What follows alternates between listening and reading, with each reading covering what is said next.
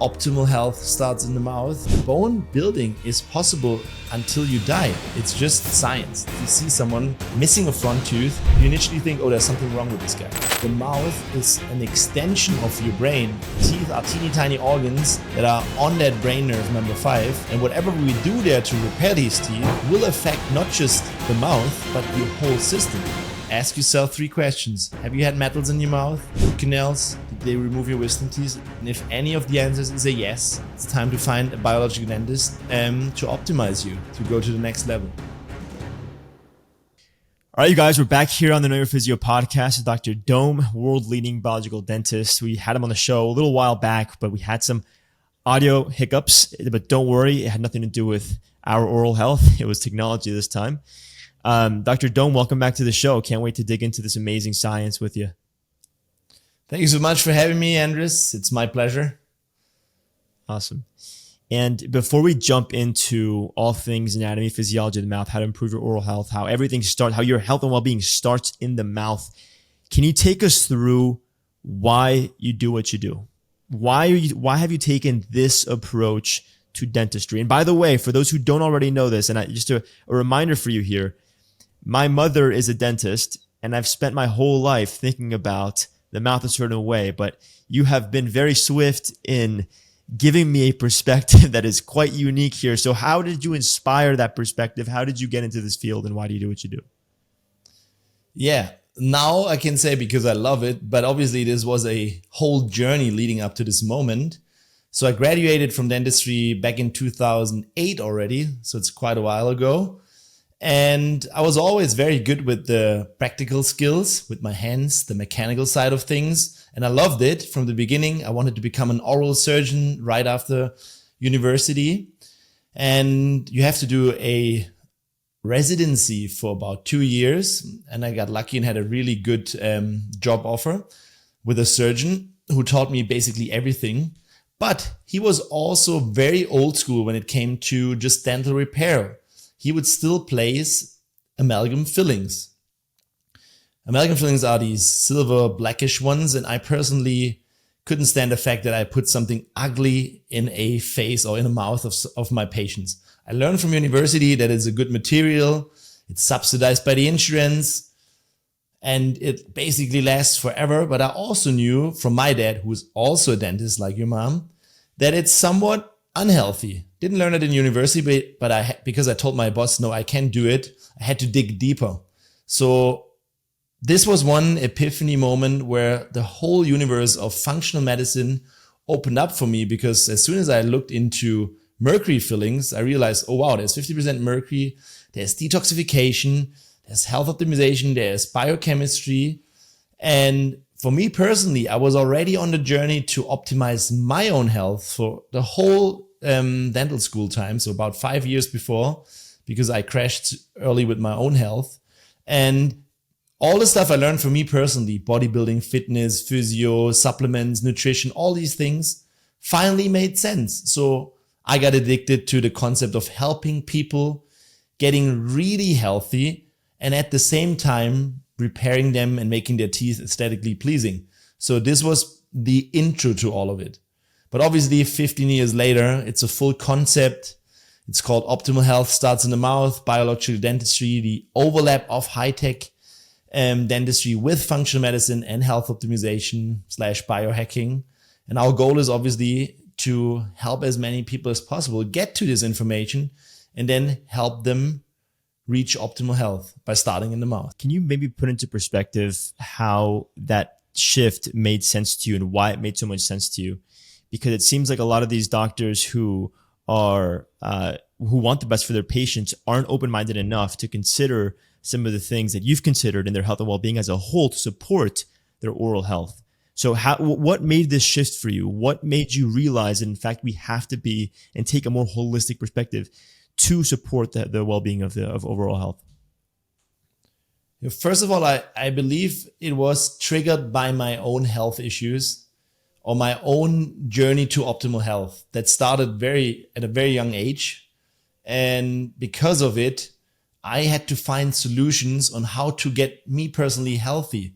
Because let's say 20 years ago, there was no Dr. Google. There was no YouTube. There was no functional medicine practitioner. There was just basic general medicine. And I basically crashed with depression, like hardcore one, when I was 20 years old in my early stages of university.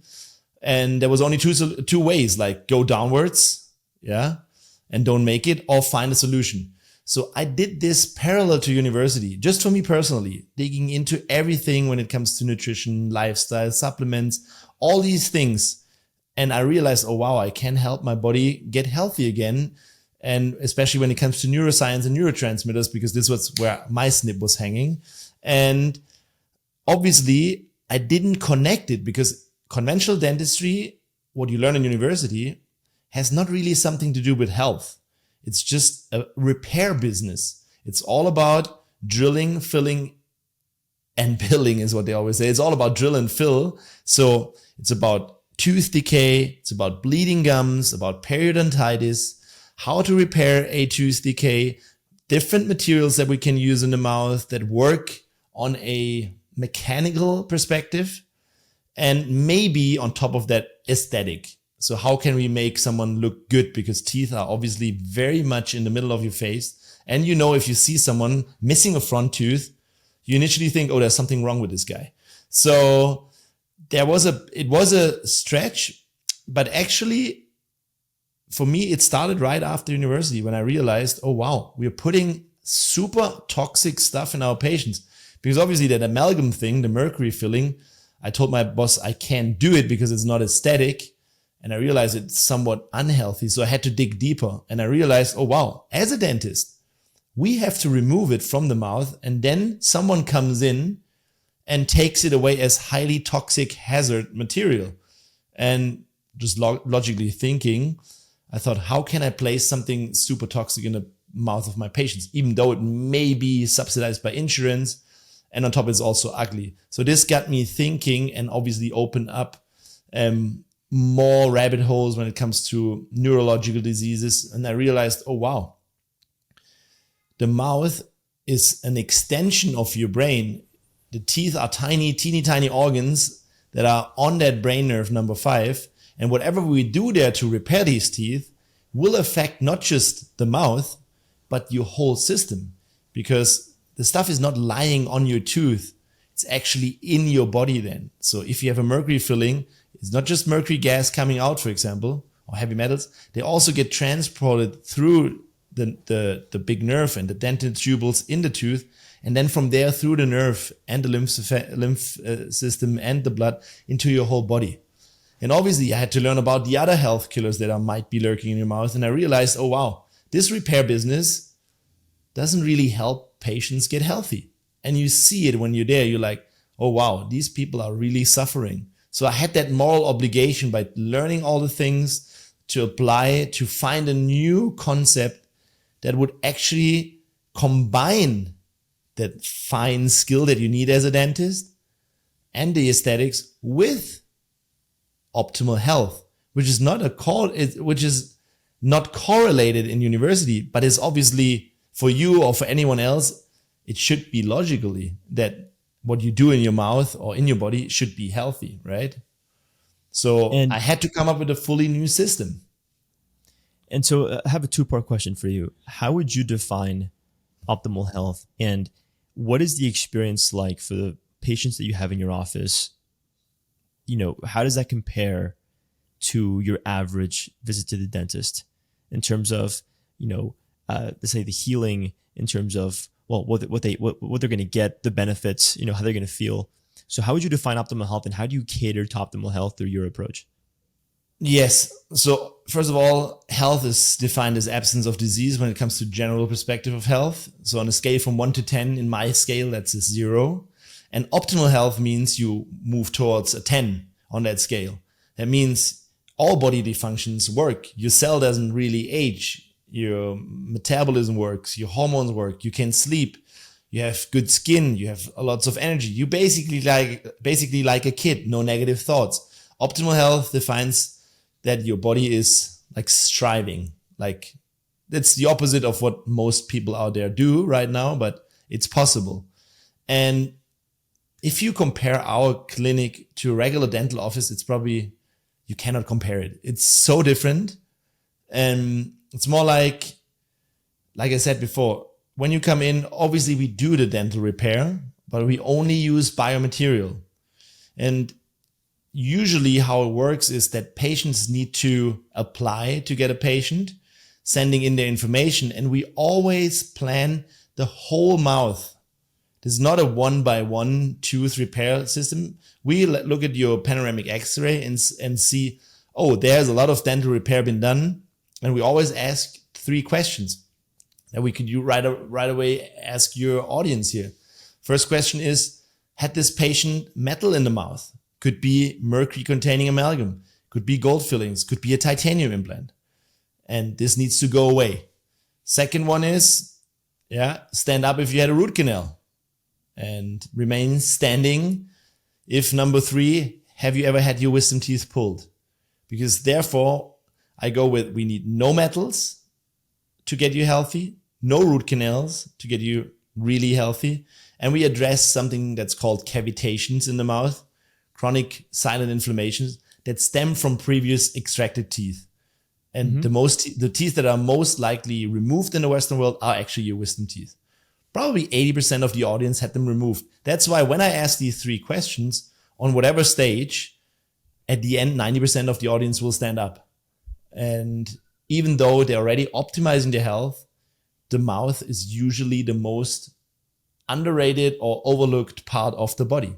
It's kind of like it's not the body yet, but it's the entrance to the body.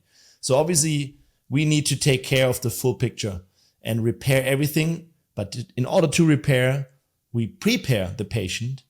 We build them up so they really heal. Then when you hear, we use all sorts of modalities when it comes to health optimization, like hyperbaric oxygen therapies. We run different IV protocols, even laser in the vein, infrared sauna, all the biohacking modalities, and obviously extensive supplementation to make that body, anabolic and really put you in a healing state. So it's a total new concept, and it's very charming because we do it all in one. It's basically a 1-week treatment where we repair everything that you had previously done from a dentist. You go with all biomaterial and no more foreign stuff. You know what to do for the next 3 to 6 months. And this is why most patients actually fly in. There's not too many coming in from close by. They fly in from all over the world. And because, I think it's because it's just a new idea and it's charming and it works. And it helps you to reach optimal health super fast.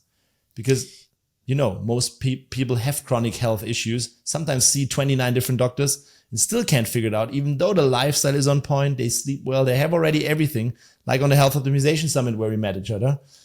These people do everything, but they're still not superhuman. And this is when the mouth comes in. The way that you're pushing this and the way that you see standard dentistry is that it's very invasive and they're creating a lot of damage in the mouth. And as such, a lot of damage in the body, a lot of damage in the brain. And the way that you guide your customers, your clients, your patients is that you set the stage so that their body's prepared to handle this, repair, right? Or procedure. But you do this in a way where they're in a parasympathetic state. Their body is doing everything that it can to support that process. And I think if I'm recalling correctly from a previous conversation that we had, you were giving me the example of wisdom teeth removal, that you get people prepped with a certain diet, with a certain lifestyle change. And by the time they get their wisdom teeth removed, the process to heal and recover and reduce that inflammation happens like over the course of a day rather than like a whole week, right? So can you take us through what that looks like? Like when, let's say I'm going in to get my wisdom teeth removed, what am I doing to prepare for that? And how long does it take for me to recover from that? Yes. First of all, we will prepare you to make your body anabolic. So we would probably ask you for a couple of blood work, mainly vitamin D3 blood work. So I need to have your vitamin D3 level above the norm. That means 60 nanograms or 100 in nanograms per milliliter or above 175 for nanomole. Because vitamin D3 is just a crucial hormone. And then all my patients get access to my food design concept, thinking nutrients. They basically learn in a 3-step process what to avoid, how to focus on the right nutrients so they're able to build, so they're not in hibernation mode, they're anabolic, not catabolic when they come in. And we can also individualize this by looking at their HRV and different modalities. So they do this for, depending where they're at right now. For you, probably you could come in straight away because you optimized. I could probably do a surgery for you next week, and that's the goal. But most people, let's say average Homo Simpson, needs 4 weeks preparation usually to come in or to get something surgery-wise done, because otherwise he can't really heal. There's no turnover. So that's before. And then the surgery in itself is just one part of the healing process. We obviously doing everything as minimal invasive as possible. So for example, using not the old school drills, but working with piezo surgery, it's an oscillating instrument that you cannot hurt any structure. Also, the cuts in itself are very much important. You really can do cuts without causing scar tissue. But obviously I'm an oral surgeon, so I learned how to do traumatic surgery, huge cuts as fast as possible, because insurance only pays if it's fast. And therefore the tissue or the body never heals. So we use PRP. It's called PRF in dentistry, which we make out of your blood. It's an intelligent biomaterial that we can place into the wounds after the removal. We use a ton of ozone to disinfect and clean everything. Platelet replacement? PRF stands for platelet-rich fibrin.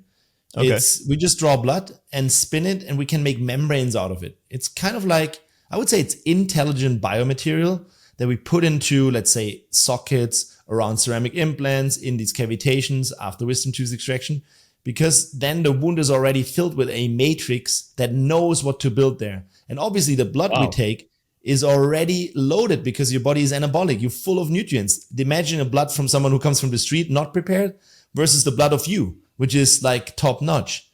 And my goal is obviously to have every single person always so healthy that you could do a emergency surgery on the next day and you're able to heal. That's the goal, because there's a solid science how to build bone, how to build tissue. It's bodybuilding in itself, but it's also a couple of hormones, nutrients that you need. That's in the bone healing protocol that my patients all do. And then the surgery is minimal invasive. We run a couple of IVs before, after. All the patients jump into the hyperbaric oxygen chamber as long as they're here, because that also boosts healing, builds angiogenesis, all the different modalities.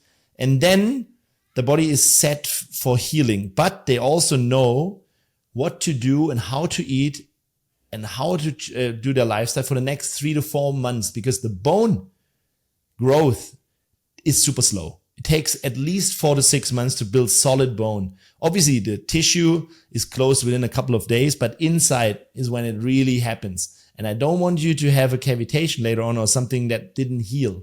So therefore, patients are at least in that phase of healing for 6 months. But we did a lot of research with our patients. And it seems like they stick to all the stuff they learn, even though the surgery is long gone. They still stay with it 3 years later, 4 years later, because they just realize it's just good for me to optimize my health on a daily basis. In my opinion, that's the number one investment you should take. You only have one body, and the mouth shows you. If you have bad oral health, you have bad overall health. It's just as simple as that. You can see it at one glance.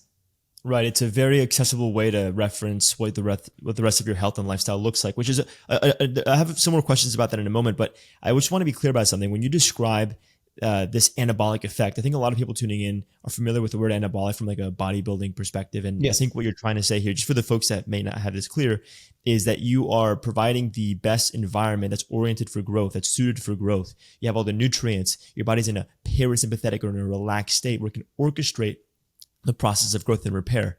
Because if you're constantly and chronically stressed out, you're going to be actually highly catabolic. You're going to be breaking things down because the body feels like, well, it's under this stress, under this pressure. You know, a very common thing is like, in physiology, we speak about, this gluconeogenesis. So you actually break down muscle and convert it to glucose when the body's stressed out and you're, restricting carbohydrate. The point is, that's a tangent, but the point is anabolic, meaning oriented and suited for growth, repair, and recovery. Right. Exactly. It's nothing to do with anabolic steroids. Anabolic just basically means your body can build tissue because it's in a healing mode.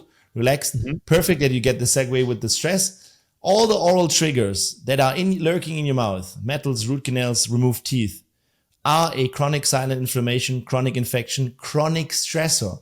And this is the bit that you cannot hack yourself away around. It stresses you 24/7. You're used to it. Your body got used to it. Your body basically got lazy, when you will. Chronic stuff is lazy because it just turned down the volume. You probably don't even have any pain. That's the issue. It's not acute anymore. It's chronic, and chronic inflammation is the foundation of chronic disease, which is the epidemic of the 21st century. That's what I mean. We all should become de-stressed. And this is by doing the lifestyle changes, the nutrition, the sleep optimization, the supplements, the sunlight, the grounding, all these things. And this is something you should start straight away. But then, if you're still not superhuman, maybe these things in your mouth hold you back. But on top of that, yes, we prepare the patients so that this repair phase is in a parasympathetic state, or gets you there even faster, and you will heal. Because usually if you go into a surgery, the consent is, we will perform the surgery, this is the medication you take, and this is the pain you have afterwards. That's it. Yeah. Obviously, your body is in a shock and can't heal nothing because it's another stressor on top of it. Right. And then this is an approach, just to make the point here, to get it clear, this is an approach that every doctor should take to support anything that they're going to introduce to their patients' lives and health and well-being. I mean, anything a doctor does will be related, will affect your health and well-being, right? And if you can set the stage for your body to intelligently support you in that process of adopting the medicine or the intervention or the procedure, and then, healing and recovering from that, you're going to have a better result. So like, yes, your niche is biological dentistry, but your approach is true to repair, recovery, and healing in any modality. And it's true to anyone, whether they need a procedure or not. Just, it's a real lifestyle change that allows your physiology to be its best, to be feeling and performing its best. Yes. And this is the missing bit in whole medicine. I brought that into the dentistry part and in my niche in dentistry, so that people like now, 10 years later, finally, even bigger companies start to implement vitamin D3 at least. So I needed the vitamin D3 approach with the bone healing protocol to get heard on conventional dentistry congresses. Because at the beginning, when I was talking about, hey, root canals could be dangerous and they're not healthy, there's better approaches, I would be attacked, like emotionally attacked. Right. And I understand. It was too fast for them. I was too young, too early. And I understand that I needed to go slower. And luckily, in that field of surgery, I'm one of the first ceramic implant specialists worldwide. And you have to see, 99.7% of all dental implantologists only do titanium implants. And I'm one of the first to do ceramic implants. Implant is a new tooth root if you have lost or extracted a whole tooth. Then usually you get a metal bit into your bone. I do ceramic for more than 10 years, having placed more than 5,000 to 6,000 pieces. And this is finally, only this year, being medically accepted. Now it's clear that a ceramic implant works because of all our studies. It's clear that it is a biomaterial. This is amazing for us because biomaterial means I'm implementing something in your body that is neutral to your body, whereas a titanium one is a foreign particle causing an ongoing chronic inflammation. So now your body's like freaking out. It's like, what is this? And it's creating an environment that's constantly trying to fight against the introduction of this foreign material.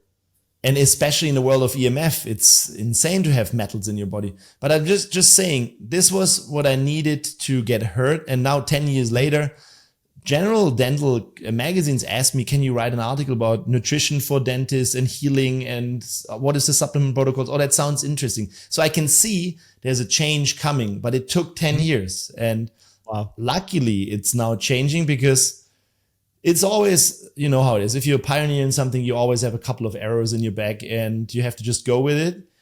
But if you stay consistent, it changes. And I think that change is so necessary. And the thing is, for all the dentists that may be listening, you are at the forefront of helping people really optimize their health because you see it at a first glance. At a first glance, you can see everything in their teeth and their gums, what happens in the whole body. If you're taught that way, you can still do your repair work, just more precise and more biomaterial wise.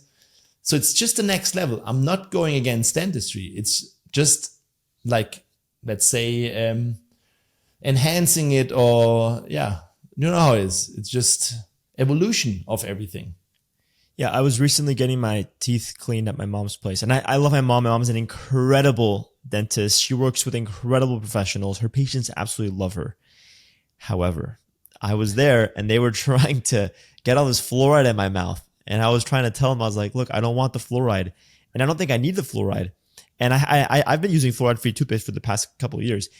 And I was like, look, just before you try to push me to get the fluoride, why don't you look at my teeth first? They looked at my teeth. They were like, you have perfect teeth. they're clean. They're good. They're healthy. And then I was like, you see, like, I don't need to take fluoride. Like, why are you guys pushing fluoride? Can you take us through some of the evidence on fluoride? Is all fluoride made the same? Is the fluoride in our water and our tap water killing us? I mean, not that anyone should be drinking tap water to begin with, but a lot of the folks that are tuning in right now, they probably drink tap water. They probably have fluoride in their toothpaste. Why is this a problem?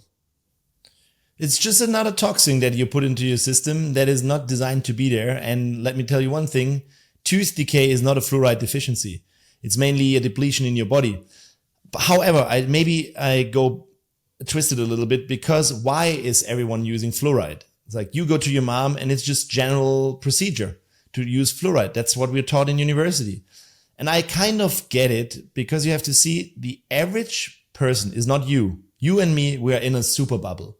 Like, we are super healthy. We do everything for that. But most people drink their Coke. They eat their sugary stuff. They just live the normal Western lifestyle. So they're having tooth decay. They're having bleeding gums. They're having a lot of issues. So what a general dentist sees is this person. So the Band-Aid that was developed to help this fast is, okay, fluoride seems to work to make their teeth a little bit harder. That should be hard by nature, but they're not anymore. And flossing seems to work for interdental cavities. And mouthwashes seems to help with bleeding gums. So it's a short, the mouthwash. They want to be mouthwash too.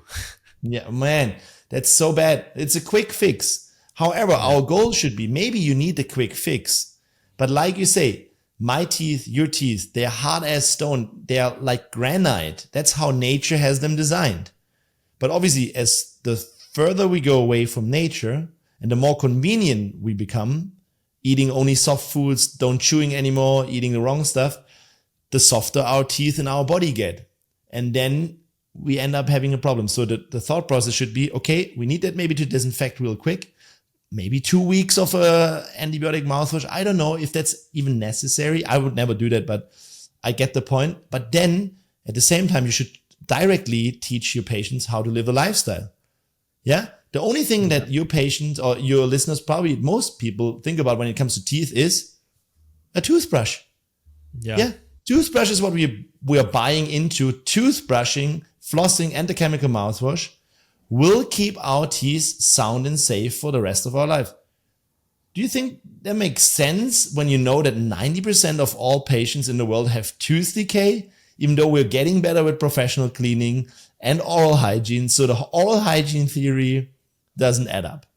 You can see that from Western price studies that the introduction of processed foods made all the changes to our physiology, like we growing crooked, having no space for teeth, having tooth decay, gingivitis, periodontitis, gum disease, mouth breathing. It's all an adaptation of that epigenetic issue. So if we reverse that, we probably don't even need dental repair in the future. So I'm sure that my kids won't need that, because they know how to, I teach them and they know how to feed their bodies. And then your teeth are hard as stone, and everyone can reverse it. You can even reverse initial tooth decay. If it's super deep in a huge cavity, you probably can't. But at least if it's in the beginning, and this is how it should be approached. But there's a big industry, obviously.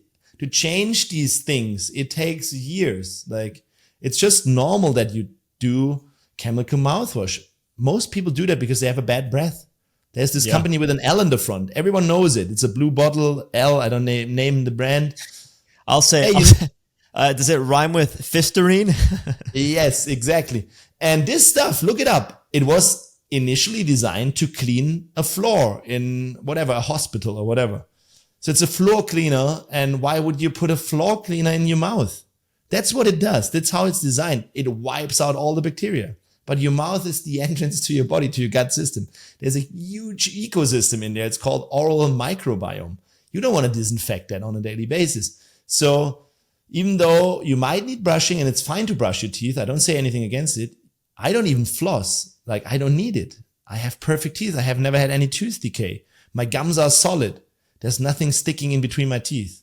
So you see where they're coming from, and the shift needs to be, wow, I can take responsibility. I can change my lifestyle. And then I change the level of inflammation in my tissue, in my gums, and my teeth. There's even a study from Germany showing that only 1 month into a Paleolithic diet in comparison to the Western world diet, Germany and the US is the same when it comes to food, reduced 100% the inflammation. So they even say, oh, maybe nutrition is more important than oral hygiene. I think it's in the both. You need both, but definitely you don't need chemicals. Not for the long term. Yeah, I mean, as you can imagine, I was a bit frustrated because I see these two really intelligent doctors in the office with me, and they're taking me through a standard procedure, and I'm questioning the standard procedure. I'm like, they're like, oh no, but there's evidence that the fluoride works and that the mouthwash works. And I was like, okay, who are these studies being done on?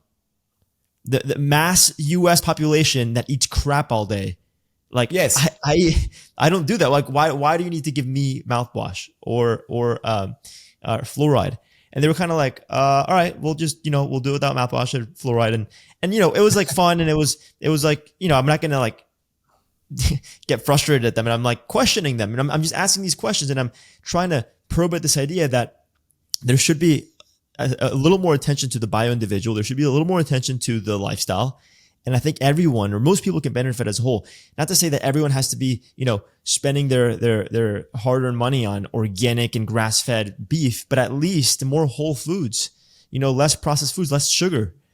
Yes, anyway. Definitely. So let me ask you this.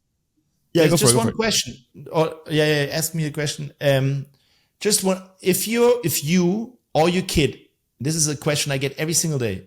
If you or your kid is suffering from tooth decay, you should do two things. Test your vitamin D3 level and rule out gluten sensitivity. It's actually super simple. Usually it's one of each or both.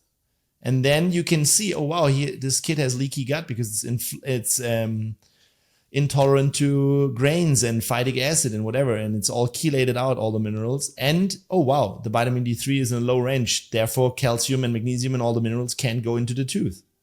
So that's why vitamin D3 is so important, is because of the calcium magnesium relationship. Can you describe that for us? Yeah, the science behind is quite simple. So vitamin D3 is a hormone that we produce in direct sunlight. When we half naked on the equator, we get our vitamin D3 from the sun. Because we like 2 hours in the sun per day, you get about 20,000 IUs per day, even more. And therefore, you're always in the optimal range. However, we decided to move away from the equator, and we don't have, at least not where I live, we don't have sun all year round. And if you have vitamin D3 deficiency, what happens is that your body stores calcium, or the calcium doesn't get really reabsorbed and it stays in the bloodstream. So vitamin D3 comes in with different enzymes to pull that calcium from the bloodstream and activates enzymes to bring it together with magnesium and vitamin K2 into the bone and into the teeth. So tooth decay is basically osteoporosis of the tooth. So osteoporosis is another thing that most patients in the Western world have. And the idea for osteoporosis in the medical world is to give you some sort of intravenous stuff to change the color on an x-ray. But bone building is possible until you die. It's just science. D3, K2, magnesium, minerals, protein, amino acids. It's the foundation of all healing. And D3 is critical because it activates it. It activates two enzymes, MGP and BGP osteocalcin. They do this. And there's a good study. For example, I broke my elbow twice within the last 4 years skateboarding. And the first time I went to the doctor, he was saying, we need a surgery and you probably don't touch any weight for the next 3 months. And I told him, no, I know about bone healing science. I created a protocol, and for my patients, it will work. I tell you, I don't need a surgery. So within 10 days, he removed my cast and said, oh, wow, that's healing fast. And within 6 weeks, I was able to go back to fully normal training, because my body was just in that surplus and know how to heal and build. But the framing osteoporosis study shows, and it's only about protein. They broke, so it's a huge cohort study with broken femur. And if the protein intake was below 1 gram per kilogram, so below 0.5 gram per pound per day, patients had sometimes a 30-day longer hospitalization because the turnover of the tissue was just not there. So just giving them 1 gram per kilogram, which is still very low on my side, which I find, pushed them over the edge. And I give my patients 2 gram per kilogram or 1 gram per pound ideal body weight to have the building blocks. You need amino acids, you need collagen, you need peptides, you need all these things to build. Without that, we don't even need to touch vitamin D3 because that's first. You need to be repairing. And bodybuilders have that right. Right. And just, when you look at osteopenia and osteoporosis in the rest of the body, one of the approaches is obviously to start including more mechanical, to start loading up movements, so mechanical loading, resistance training. And you can think about the mouth in a similar fashion in that, well, if you're eating foods that you actually have to chew, then you're going to build up the muscles, you're going to build up the bone. Is that the same? Does the theory work hand in hand with the rest of the body in that fashion? Yes, that's 100% correct. You need mechanical load. And this is one thing why we degenerate. Our faces are way smaller and way more narrow than they were like 10,000 years ago. 10,000 years ago, we all had space for wisdom teeth. And a lot of us had 2 wisdom teeth. So we had not 32, but 36 teeth. And because we chewed harder food, we probably just ripped it off the bone, the steak and the meat and raw foods. And you know it by yourself. If you eat raw foods or let's say a carrot, it naturally cleans off your teeth. Afterwards, there is no film on it. Whereas if you eat, let's say, cornflakes for breakfast, you will probably have a fur. Or if you drink sugary drinks like a Coke, fur, like that, you have that fur, film, like that, the little film, and that's called the biofilm. And the biofilm is where all the bacteria will attach, eat, and then produce their houses on top. So yes, nutrition is important. I don't have anything against carbohydrates. Don't get me wrong. It's I love carbs. And I'm a big fan of, let's say, level 3 of the food design concept is how to structure energy nutrients based on your autonomic nervous system. So with HRV, you know that there's 3 different types of bodies, usually like sympathetic person, parasympathetic person, and more like a balanced body type, more the mesomorph. And this is something I sometimes find a bit difficult when I listen to all the podcasts, that HRV seems to be correlated to a high HRV is super healthy for everyone. Not correct. You have to know your individual range and what you are naturally. So for me, for example, I'm a mesomorph, more like a balanced body type. That means my ideal HRV at nighttime, let's measure it with an aura or Whoop ring, is around about 50. So if I go to 60, I'm still okay. If I go to 40, I'm still okay. If I drop to 20, I'm in a sympathetic state, I'm probably sick. If my parasympathetic kicks in and I go to an HRV of 90, I'm also not healthy. That means so the subjectivity of HRV is linked to your body type?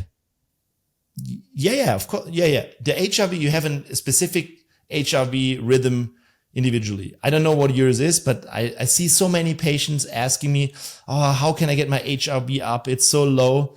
And I don't say it's necessarily bad. So some people have an average HRV of 30. Super individual. If you're sympathetic dominant, you know body typing like mesomorph, endomorph, mesomorph. Yeah. Yes, you know that it's always a mixture. You're never a full meso, you're never a full endomorph. It's mostly a mix. Yeah, a true one. The same is for the sympathetic and parasympathetic. It's more hypothesis of mine, but I've done that with thousands of patients. So let's say an ectomorph is more likely to be sympathetic dominant. Whereas an endomorph very, very tall, skinny, high metabolism, shredded, ripped, whatever. Hard gainer often, hard time putting on muscle because of that high metabolism. Where like in an adrenaline state, it's like that's a warrior, that's a fighter. Whereas the parasympathetic dominant can drink water and eat 1 meal a day and still gain weight. You understand? They just have a different sympathetic and different parasympathetic. So I understand now. I just wanted to say, if you're a parasympathetic dominant person, you maybe need to be careful with the carbohydrates. Whereas a sympathetic dominant person needs a lot of carbohydrates because it's the yin for the yang. So you can choose energy nutrients in step 3 of my food design concept according to your individual autonomic nervous system type. Right. And So, that's why so I if say, you're parasympathetic dominant and you don't have the sympathetic influence that gets you to move your body and to use nutrients, and all of a sudden when you introduce food, it's going to have a different influence when you compare it to someone that is sympathetic dominant, that's always moving around, using, yes, these nutrients and using them to survive and get by and do what they have to do.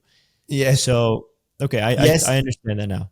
yes, for the parasympathetic. So my hypothesis is, it's just an hypothesis, but I believe that the biggest pro bodybuilders are most likely parasympathetic dominant, because they just need that little stimulus, or like a heart stimulus. They eat all day, they can chill and relax, and they just don't move too much all the time. And therefore they have the ability to just be more anabolic. Whereas me, or like, I'm more like into, let's say I'm more ectomeso than endomeso for sure. I need to constantly fuel my body with carbs. I can go on a high fat, low carb diet, but it won't make me strive. It just makes me actually more adrenergic and more aggressive. And yeah, therefore I choose which one to use. Carbohydrates there are good sources of carbohydrates and good sources of fats. That's in the food design concept. This is stuff that I teach my patients, and I see that in a second. So it takes me 5 minutes to individualize everything when they're on my chair, because I want them to heal. I've never heard of this concept in this link. It's very fascinating, and I'd love to learn a little more and maybe help you derive more of these inferences based on HRV and body type. It's very, very interesting. And then as far as the structure of the mouth, because we've spoken a lot about now of the, oral hygiene and lifestyle and the association, but what about the actual structure of the mouth?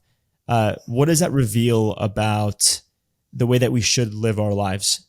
If you look at the anatomy and physiology of our mouth, what does it reveal about the way that we're designed to live? You mean in general, when you would have a perfect mouth? So let me ask you a different way. So when you actually look at the structure of the mouth, when you look at facial features that are related to the mouth, that it tend to give, by the way, this impression of health and make us more attractive, what does that reveal about the way that we should be living our life?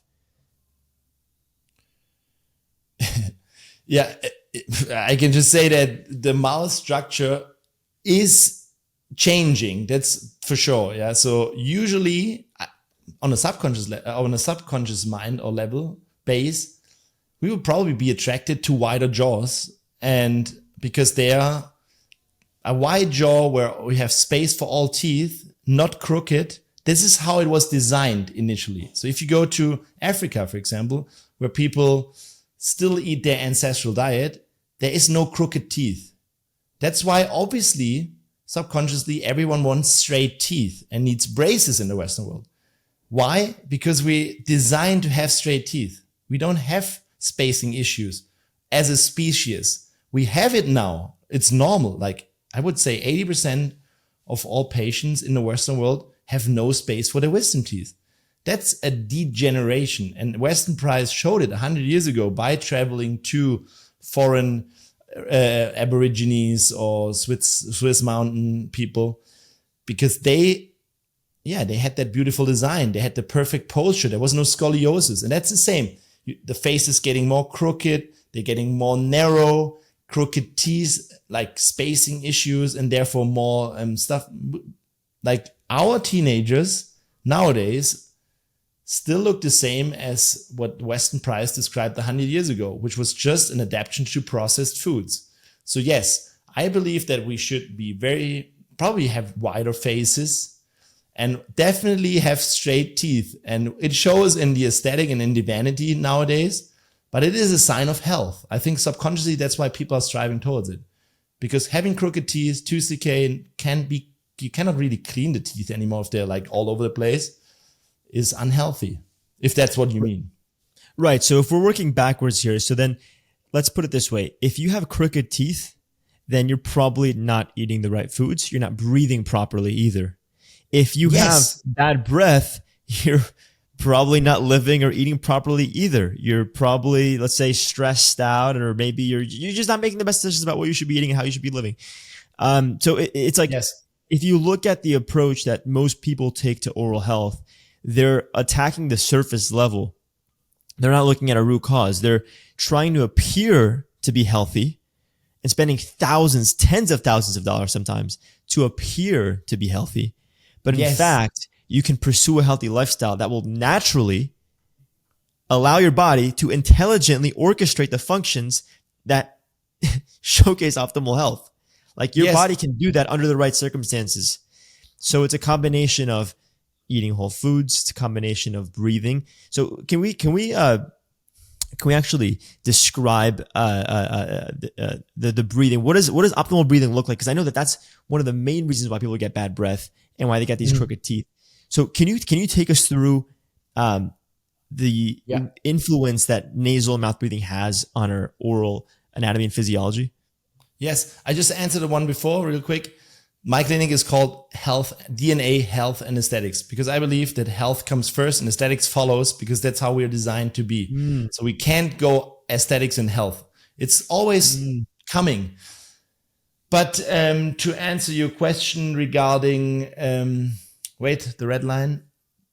So the breathing. the breathing. Regarding the breathing. So a lot of people are mouth breathers nowadays. We are designed to breathe through our noses, and we are learning this actually by getting breastfed. So when you're breastfed, you can only breathe through your nose, and while you're breastfeeding, you have to pull on the nipple, and your whole jaw grows. It's an orthodontic treatment, so to speak. It grows your jawbone, and at the same time, breathing through your nose widens the upper jaw, the midface, and the palate. So when people start or can breastfeed, I'm sorry about moms that can't do that, but if you can, do that at least for 18 months. But afterwards is when the feeding comes in. So all the nutrients we're getting or not getting is kind of like building a house. If you build a house and you're missing certain bricks, it will just collapse. And the same happens for your face. It just gets a little bit crooked. So if you're more narrow and then eating inflammatory foods, you also get inflammation in the tissue in your mouth. You get inflammation in your tonsils. You get inflammation in your nose. What happens? You naturally can't breathe well anymore because it's all swollen up. So what is your body doing? It adapts to mouth breathing. And then if you start mouth breathing, your tongue is at the right posture. It's not where it should be, up in the upper jaw. Pushing the tongue is basically another orthodontic instrument. It's usually pushing your upper jaw and making it wide. It goes to the lower jaw, and the whole palate collapses because of the wrong tongue posture and that adaptation to not being able to breathe through the nose. So if you want to retrain how to breathe, it's actually quite simple, but you have to do that on an ongoing basis. I can show that real quick. It's not spending more time in foreplay, is it? It's not, no. You could do that and use MyoBrace. Yeah, why not? Retrain your mouth. You actually have to train your tongue to go up to that. There are these tiny ridges right behind your incisors, you know? If you touch your tongue to the palate, it's kind of like, yes, you feel that little ridges, or like, what do you want to call that? Like little wrinkles? Yeah. This is where your tongue is supposed to be. So when you go to sleep at night, what you do, you just put your tongue there, here, and suck on it. And then you hear that sound? The louder, the better. And then over time, that tongue muscle gets strong again and doesn't flap around like this, because that happens if you start to become a mouth breather, like this. It should be up there. So that's the training for it. At the beginning, it will really hurt down there. Do that 40 times before you go to bed. And then put that tongue here, close your mouth, and breathe through your nose while pushing the tongue up there. Do that for a couple of days, and trust me, your body will relearn it. It's possible. It feels like, I'm not even kidding here. I can tell just doing that exercise that it's similar to like sucking on a nipple, like as a baby. Yes, that's what it does. Yeah. You know, it's like nasal breathing and like sucking back. Exactly. And therefore, so your tongue is so strong, you cannot imagine. If it pushes the wrong side, it changes everything. So this is like the number one trick. per unit of like mass? Isn't it the strongest muscle in the body if you actually look at this proportionally? I have something like that in my mind too, that it's super strong. But one of the strongest muscle per size is definitely this one called the masseter. The masseter under stress, I think if you're like in a stress environment, I don't know when they did the studies, like in a torture environment, you can even bite a whole arm. Like I think you can go up to, I don't know in English, but it's the force you can produce with your jaw is insane in a stress environment. It's really insane. Yeah. This joint, by the way, it's called TMJ, temporomandibular joint, is one of the most important joints in the whole body, also aligning your whole body posture. So this one is the first reflex you do when you go to birth, when you come to Earth. You basically do this and rip up open everything, activating your whole brain, because 50% of all nerves go into the brain from here, and also blood flow comes out of it. So it's a huge detoxification area. And also helping you bring blood and therefore neurotransmitters and everything into the brain. So just the bite is so important in your body, how you bite. Just a loss of it looks good. Just a loss of 1 millimeter bite height leads to 50% of less blood flow to the brain, making you age faster. So imagine all the people that had a lot of grinding done, lost a lot of fillings. Their whole posture will be like this more. And they have all that tension here. And this is a vagal nerve point. So then they get shoulder neck, then they get impingement, but it's all in the mouth maybe. Yeah. The tiny neck flexors, C1 to C4, are directly connected to all your teeth, your tonsils. So if any stressor in your mouth, you might be like this all day long and you don't even know why it's coming. It's from the mouth maybe. So it's all connected.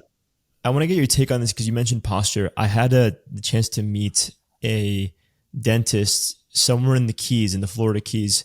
He was at a farmer's market actually, and he was producing these almost like a retainer, but like you bite on it and it fixes and aligns your mouth. An equalizer? Yeah, it's like you put this on and all of a sudden your posture improves. Like, does it actually work? Yes, well, for you, because it's a Know Your Physio podcast. What you can do as a simple test for every single person that you work with, you just use 2 cotton balls and you put it in between so what you do is you let that person stand up straight, eyes closed, and then you push him. Yeah. And then he will probably wobble around and fall. Then you put the cotton balls in between. Yeah. And let him bite on the cotton balls. Wait for 30 seconds. Do it again. He will be super stable because this is the alignment for the whole body posture. There's so many nerves, you have to look it up. Look into posturology. It's insane how connected this muscle, the fascia, the eye, all that with you is up until your feet, like all the reflexors. And this is like a thermostat for your whole body posture. Do that one. Or what you also can do, like put the cotton balls and do a hip twist before. Like look how much rotation you have in your hips. Without that, just normal bite. Then put the cotton balls, do it again. I guarantee you most people 20% more because there's always some sort of stressor in the mouth.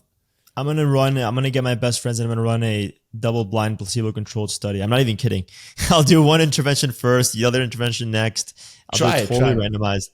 That's very interesting. Yeah, I was asking him, typically what are the people that can see the greatest benefits? And he was telling me that athletes, because they're so conscious of the way that their posture and their stance influences their sport. Yes. For example, he works with a lot of like UFC fighters, and he told me that they've seen some tremendous benefits because the alignment because he told me, he's like, if you don't get the alignment here correctly, then the whole body's going to compensate.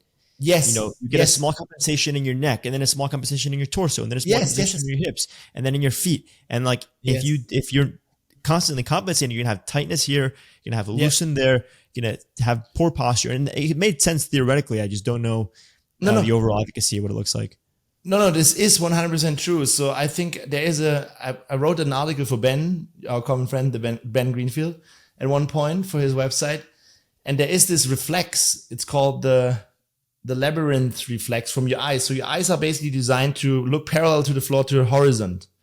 And then this will be parallel, hips will be parallel, and so on. So, but if there's a tiny shift just in your jaw, Your eye will do a little bit like this. Maybe this muscle is a little bit stressed. You understand? And therefore everything collapses and you have 1 centimeter longer leg or shorter leg. But the issue is not in the leg. It's in the tissue, but it's maybe in your mouth. So that's important. In sports dentistry, we use this. So you could design splints to make someone that has a bite issue more solid, stable. You will initially see it in the squat or in the whatever rack pull or deadlift. They get just stronger because they're more stable, grounded. But you can also use that technique and design a splint that has a specific information that makes you more aggressive.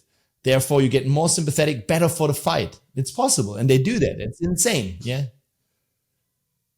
It's possible. It's called in English, wait 1 second, let me translate. It's called a performance splint. If you implement performance ideas, you wouldn't want to wear that every day, all day long. But for example, if you're in a contest or let's say you go to Olympic discipline, you need to be in that mode. You need to be on adrenaline, on the edge. Like every single little bit will help. That's a performance splint. I just translated. I don't know if the same word in English, but yeah, no, it makes sense. Yeah. And the usual splint is more for the alignment. So it's really great. And so with that being said, is it stressful? How stressful is it to have our mouth clenched throughout the day? No, if you bite a solid and fine, it's fine. Yeah. It doesn't, usually you shouldn't clench all day long because that seems to be like some sort of a compensatory mechanism, more like a stress. It's probably stress related because usually if you're relaxed, you have your tongue up there and your lower jaw is always hanging. It's never touching. So if you're in that mode, that's how we should be at rest. Our teeth should be separated. When you rest, is what I told you before. Is like you have that tongue up there and you close your lips, but your lower jaw never touches the upper jaw. It's hanging. The joint is in the middle of the capsule. So it has all the room. As soon as you clench, you get aggressive because you activate a sympathetic nervous system. That's what they use for performance. Clenching is aggression. It makes adrenaline, it produces adrenaline basically. If you do that all day long, it's really stressful for your adrenals. But on the other way, a lot of people clench or press or brooks or like grind because they're stressed. It's also a relief system. So you have to go both ways. You don't want to be in a parasympathetic state all day long. You don't want to be in a sympathetic. The balance and the key is in the balance. Your body needs to be able to flip from 1 second to the other, from sympathetic to parasympathetic, if needed. So if I'm doing surgery, I'm 100% sure I'm somewhat in a sympathetic state. Even though I don't feel it, for me, I'm just focused. I'm in flow. I'm sure if you measure it, it's sympathetic. As soon as I'm out of that surgery, I'm relaxed. Like that's just normal. I think you need both. And you know it, if you're too parasympathetic, you get toxic vagal syndrome. You can't heal anymore. If you're too sympathetic, it's the same. Therefore, we need to balance it. So it's not correct to tell patients you need an HRV of 120. It's just not correct. Right. Yeah, you have to have a good autonomic nervous system control. And so you should be able to go from one to the other based on what you need to meet the needs of your environment or to relax or just to have a good quality of life and to be effective in any of your decision making.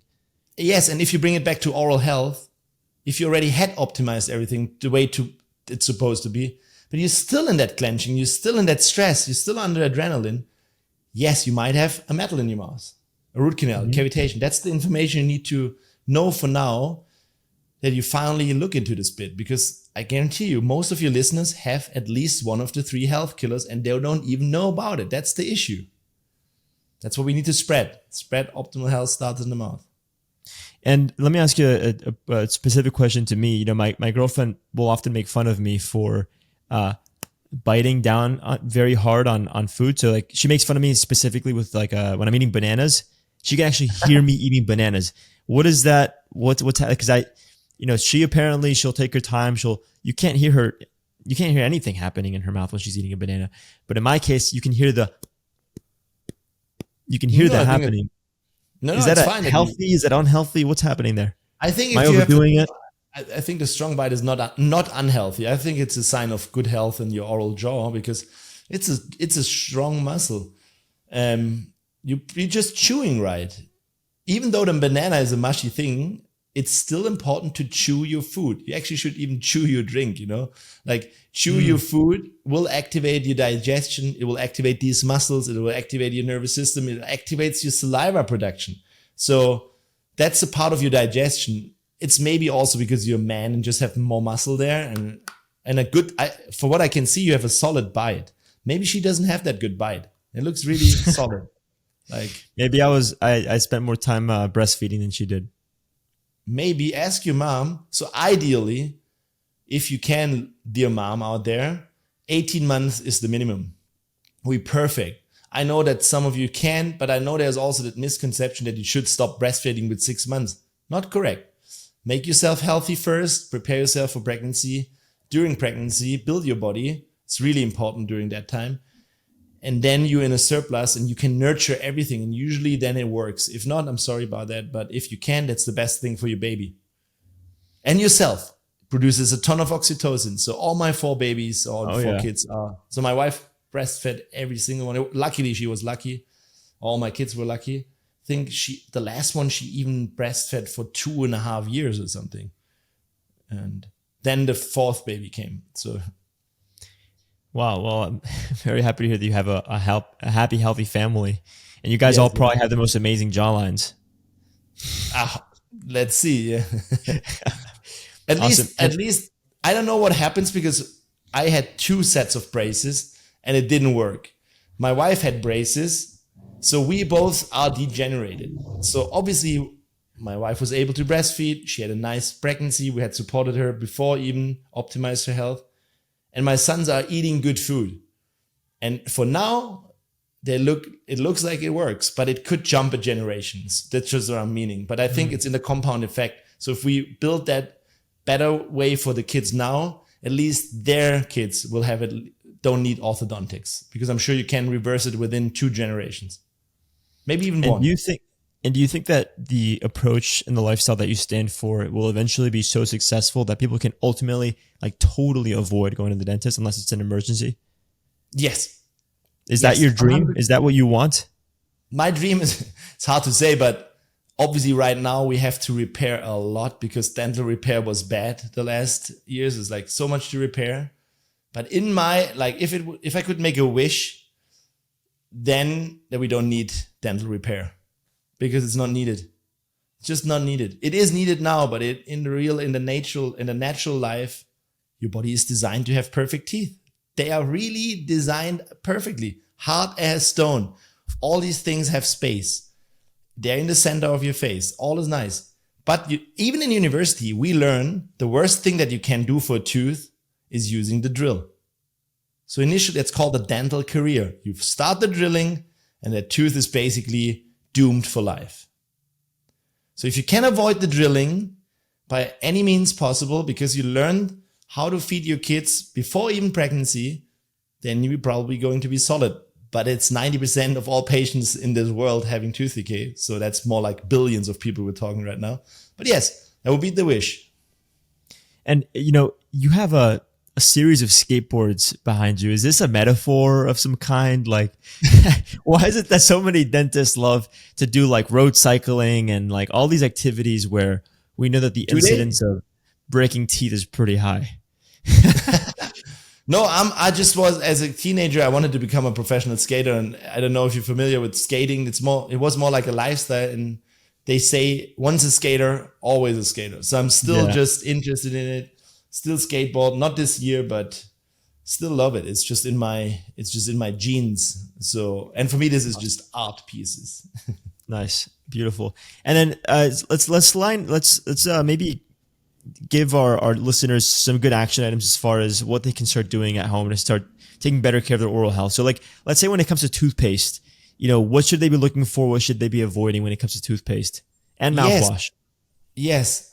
So I'll go through this real quick, but you can also on my Instagram go in the tab in the bio in the link, and there's a link where you can get the PDF of my bulletproof oral hygiene regimen or oral healthcare regimen for free. Just go there. But there's on that document you will find what to avoid in toothpaste, because I don't recommend any specific brand because I don't know them. So fluoride free, yes.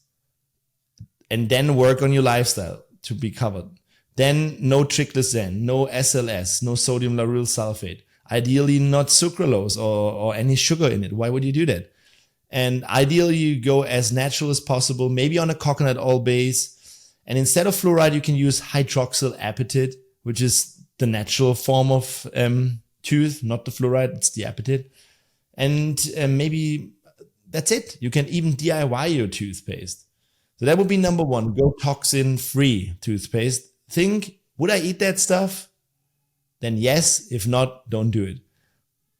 Number two, chemical mouthwashes. Avoid. They are designed to clean your floor. Maybe there are some medical ones that a dentist will prescribe because you have certain germs that are diagnosed and you need it as a short-term 2-week installment. Right. Yes. But don't do the L1 and all the things for the next years because of bad breath. Use coconut oil pulling instead. That's an ancient Ayurvedic strategy. How does that work? What actually happens there? It couldn't be more simple. You just have to do it. You basically take a tablespoon, the big spoon, or teaspoon, doesn't even matter, of extra virgin coconut oil, put it in your mouth and swish it around for 5 minutes at least to 15 minutes. Mm-hmm. And what it does, coconut oil in itself contains a few different fatty acids that are antibacterial and antiviral. So it kills off the bad bacteria, also binds toxins, and it soothes your gums and helps with the saliva and also builds a nice film on your teeth. So it's just overall good. You cannot do anything wrong with it. And it helps with bad breath. And number 3 is a tongue scraper. If you've never heard of this, it's also an Ayurvedic strategy. Usually a tongue scraper is made of plastic, but I would recommend getting a copper tongue scraper because copper is antibacterial. And what you do is just basically scrape the tongue ground, like where it's coming out of your throat. And for the first couple of days when you do it, there's really a film coming off, like white stuff. But if you do it like myself on a daily basis, it takes about 5 to 10 seconds. Just have to do it consistently. Your tongue will be clean. There's nothing coming off. But overnight, there's food, there's bacteria, there's viruses, whatever lives in your mouth gets stuck there. So bad breath good against bad breath, and obviously cleaning, just a good strategy. And what do you think about the immune system? What do you think about like mouth taping before bed, just to sort of guarantee the nasal breathing? Because I know a lot of people are waking up with very bad breath, very dry mouths, and it's just evidence that they're mouth breathing because they're probably in a living their life in a chronically stressed state and compensating for it through this emergency response. So are you a fan of the mouth taping? The mouth taping can be, I think it can be initially helpful just to get back to the habit of closing your mouth. But at the same time, do the trick I told you before. Put that tongue on that wrinkles and suck on it 30 times to really get the tension and breathe. Maybe do a box breathing while doing this for first 4 minutes, and then you fall asleep. And if you then do mouth taping with it, perfect. It's a good one. So it's a good exercise because it also will improve the neuromuscular engagement and recruitment of those muscle fibers. And you should train the tongue to naturally do this on its own through more engagement. Because as you described, a lot of these mouth breathers, they have a totally like loose and disengaged tongue. So it's like literally like training any other muscle in the body. Yeah. It's all in the reps. That's incredible. And also everything is in the key is always consistency. You just have to make a habit out of it, get consistent, and you will have lots of benefits. And everything I described for you right now is for free. Yeah. All right. And let's say you had the chance to put a message, a phrase, a word on a billboard in 2 parts. So one is for the dentists that are listening to the show right now. What do you have to say to every dentist? What would the billboard say and where would you put it? And then for the average person tuning in that is not a dentist, but wants to improve their oral health, what would you say to them? What would you put on the billboard? So for the dentist, I would probably say, guys, it's time to go to the next level. We're doing the same thing for 100 years. And we don't get the results we want. We don't need dental repair. Or if we do, we can do that more biocompatible. Optimal health starts in the mouth. Here's the concept. Here's where to call. And then you learn this. I don't know where I put it, like everywhere, because I'm not in the US, but somewhere where people can read On the it. moon. On the moon. And the other one for the patients, I would probably say optimal health starts in the mouth. And this is the most underrated part or overlooked part in your body. Ask yourself 3 questions. Have you had metals in your mouth? Root canals? Did they remove your wisdom teeth? And if any of the answers is a yes, it's time to find a biological dentist that I've just trained to optimize you, to go to the next level. Amazing. And where can people find you if they want to learn more, if they want to do, a procedure with you or anything like that? The easiest is actually Instagram, because on Instagram, you not just find my health journal, daily reels and ideas, but also there's a link, the tab bio, which leads you directly to my clinic, which is the DNA Health and Aesthetics Center for Biological Dentistry in Tübingen, Germany. It also leads you to my YouTube channel and tons of different podcasts and my book. So it's all in there at one place. So it's super simple. And Amazing. Yeah. Make sure to share the content and like it, because that's how we all help this mission. It's not for me a mission. I'm here to help you guys to change something big time. Yeah, you're a pioneer. Like I said earlier, you're paving the way for any and every doctor and health specialist to support their patients and their clients with the journey of healing by helping them uncover the lifestyle that gets them back to their roots, the lifestyle that we're designed to live to achieve our best aesthetic. Yes. That's just, the aesthetics is just a side effect of it. Like you probably too. We do that lifestyle. I always have a 6-pack. You too. It's just normal. Yeah. It's just in the habit. But it is an investment. It's like everything you do when it comes to investing, you want to have a dividend, and you don't want to lose money in the first place. So you don't want to lose health in the first place. So start with not losing health and then invest in little tiny increments and baby steps. Learn from this podcast, learn from other people. There is a solid strategy on how to optimize your health. It's all out there. And I'm just bringing in the niche of oral health, which is the same thing as all the other health experts talk about. I'm just putting this one more into perspective. But what we do is the same. We change the lifestyle. We don't eat the crap foods. We do the supplements. We do the grounding, the earthing. We optimize the sleep. We go as much as possible in nature. But you will know now that you have to address oral health at one point, because it might be the trigger holding you back from optimal health. If I can ask you one more question, what's one thing that you started doing recently that has given you some major health improvement, whether it's oral or not? Because I know that you're always trying new things.